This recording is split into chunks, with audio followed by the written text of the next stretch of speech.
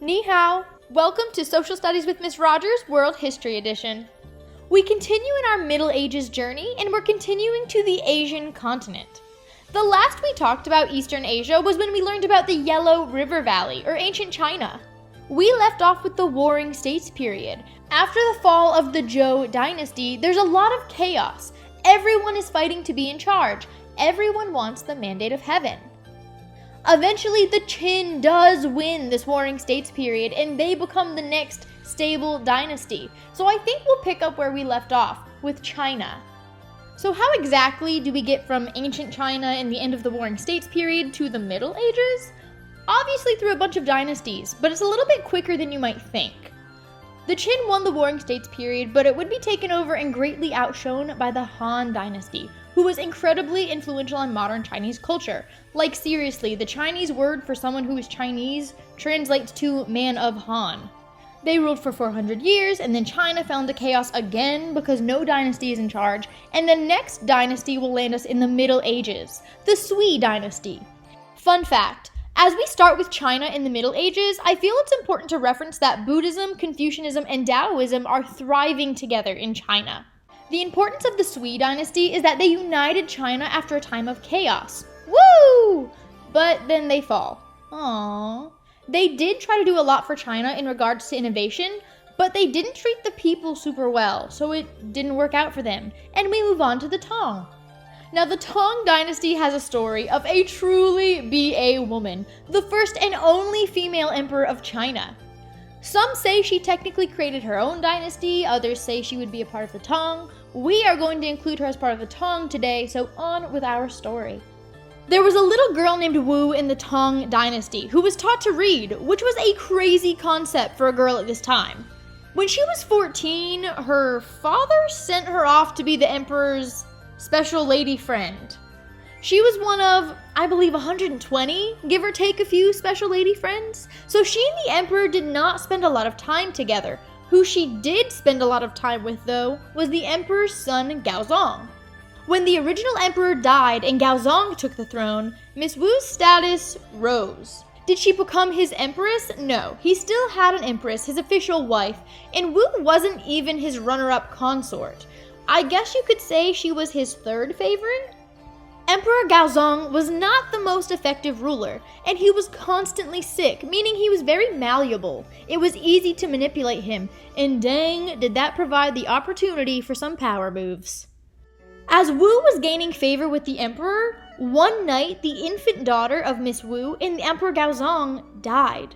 It was ruled she died by suffocating, and Miss Wu pointed fingers at the empress.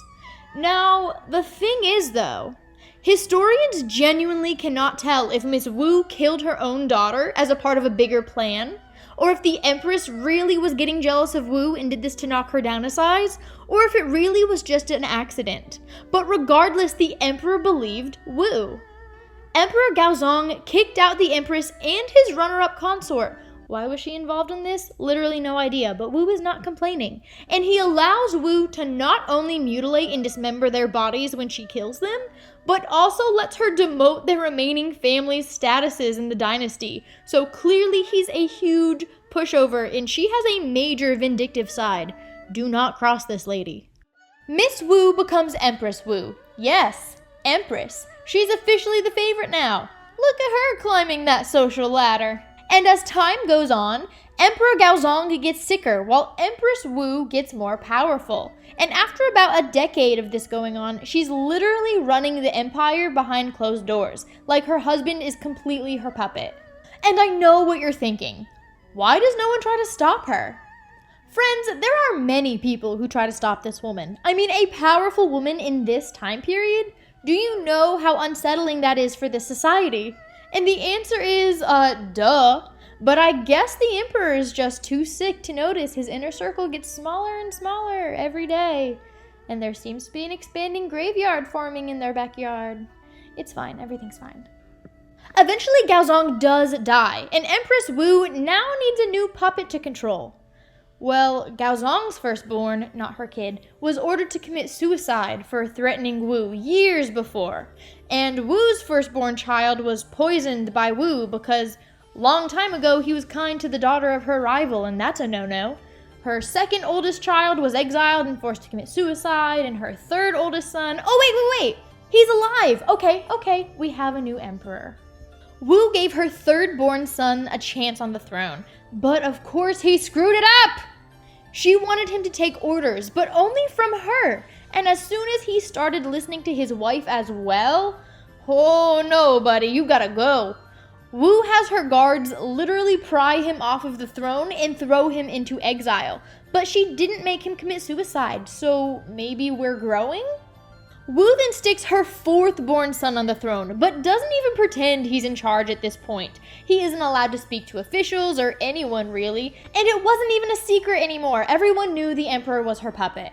Eventually, it just became easier for both Wu and her son, who was terrified to make the wrong move, to just let Mama have the throne. And boom! First and only female emperor. Now, I'm gonna be honest, aside from the bloodshed and the clear snake tendencies, she was not a bad emperor by any means. Even those who criticize her throughout history admit she did a dang good job when she was in charge. For example, she took the Imperial Service exam, which would become the Civil Service exam, and it's kind of like SATs, and passing meant you were capable of holding a government position.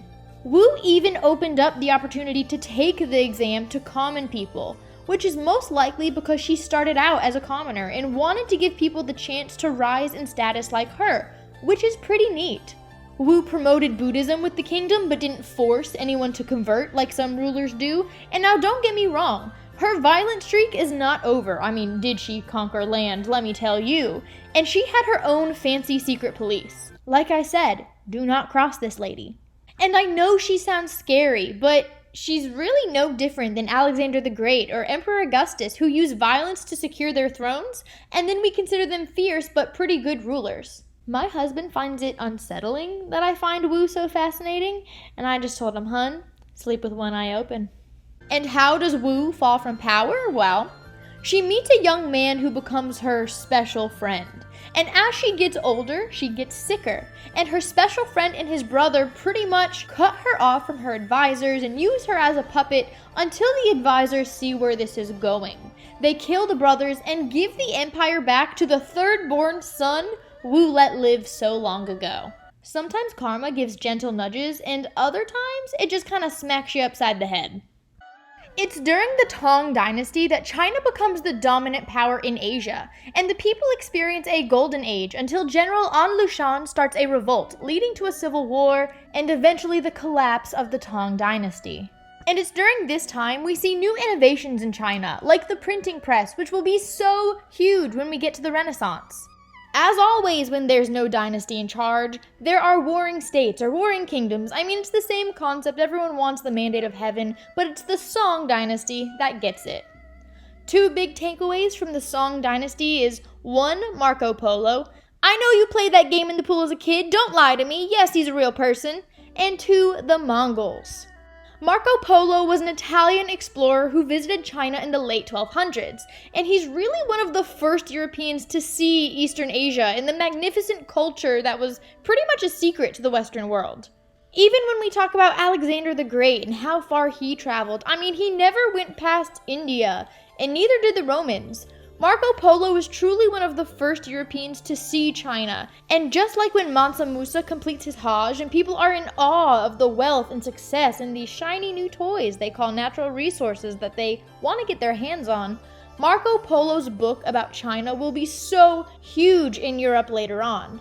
The Song will have issues with their northern neighbors, the Jin, but honestly that will be the least of their problems when the Mongols show up. The Mongols were pastoral, meaning they were nomadic people who traveled with a group of domesticated animals they used for food. They were from a region of modern-day Mongolia, and their society was organized into multiple different clans. The real reason the Mongols will become such a dominant power in the Middle Ages is because of Genghis Khan. Genghis Khan was born with the name Temujin, and he had a pretty eventful childhood. His father was poisoned when he was a kid, he was raised by his brothers because his mom was kidnapped, but he killed one of his brothers in an argument, got married at 19, and then his wife was captured. And it was his journey to save his wife where he proved himself to be a strong warrior to his people. and they ended up electing him to the role of Genghis Khan, or strong leader. He wanted to unite all of the Mongols and started practices like rewarding and promoting people based off of their merit and not just based off how important their parents were. Another practice was when he conquered lands, he would obviously kill the old rulers, but instead of making the conquered people his slaves, he invited them to be a part of his community. And this sounds pretty common sense to us today, but these were not normal practices for this time period. He was a loved ruler, but nothing lasts forever, and he did die in his sleep, and by the time he did, this was his empire. When Genghis Khan dies, his empire is split amongst his children, and it's his sons and his grandsons who will continue to not only expand this empire, but also Genghis Khan's legacy. Fun fact, right now there are 16 million direct descendants of Genghis Khan on our planet. Ooh, those family reunions. Kind of how like when Alexander the Great died, his empire was split into 3 empires, Genghis Khan's empire will be split between his 4 sons into 4 khanates. It's his grandson Kublai Khan who overthrew the Song dynasty about the same time that Marco Polo visited China, so it really must have been one heck of a trip. Kublai Khan established his khanate, the new dynasty in China, the Yuan. Unfortunately for the Yuan, as the Romans learned, the larger an empire gets, the harder it is to keep it running, and also the easier it is for negative aspects to sneak into the empire, like corruption, spending too much money, and internal instability.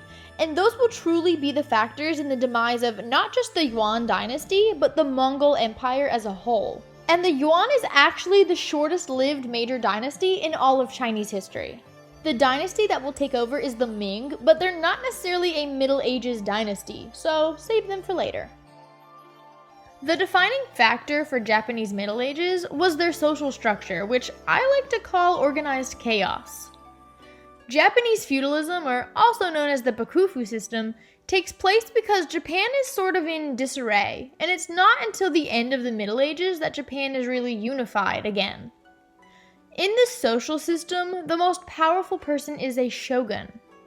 Yes, there is still an emperor, but they're more of a figurehead. The shogun was where the real power lies, and they're the military ruler of the land. There's only one shogun, and the idea was that a shogun would centralize the government a little bit better.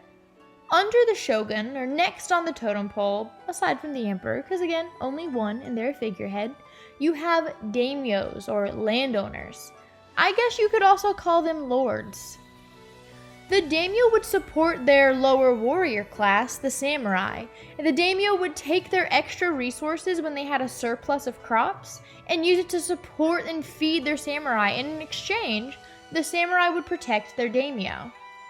Something else that's interesting about the social structure in Japan. In early Japanese history, women tended to have more of an equal role in society, but during the Middle Ages, women tend to gain a more subordinate and inferior role. There are a lot of parallels between this feudal structure in Japan and the one that will develop in Europe. Daimyo and lords, knights and samurai, heck, just like the knights in shining armor had a code of chivalry they followed, samurai had a code of bushido that was their code of conduct. And clearly the samurai are very skilled because they were able to fend off the Mongols. When Kublai Khan took over China, he also tried to take over Japan, and it just didn't work out for him. Now, okay, did massive storms play a big part in Japan's success here? Yeah, it did, but we're gonna give Japan the win anyways. There seriously are so many Asian countries we could be talking about, all with such rich history and culture, but there's just so many to pick from, and we don't have that kind of time. I picked the countries we talked about today because they all have events we'll be referring back to later in our course. So it's not that other nations aren't just as cool and interesting, but our state curriculum has very specific things we need to cover, and those have to be priority no matter how cool the other nations are. Next time, we're going to check in on the eastern half of the Roman Empire, the Byzantines, and see what happened to them after the Western Roman Empire fell. See you then!